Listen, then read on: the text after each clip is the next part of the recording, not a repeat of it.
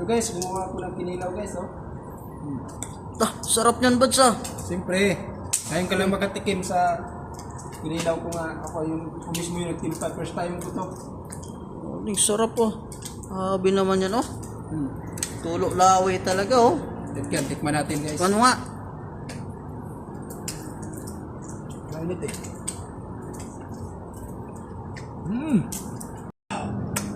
Ang galing.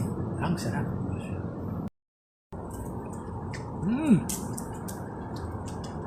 Grabe. Alak na lang yung kulang guys. Ayun ang masarap dyan. Pulutan pala to. Pulutan. Tapos naikon pa kami guys. Magluluto pa ako ng sinabawan. Ayan to.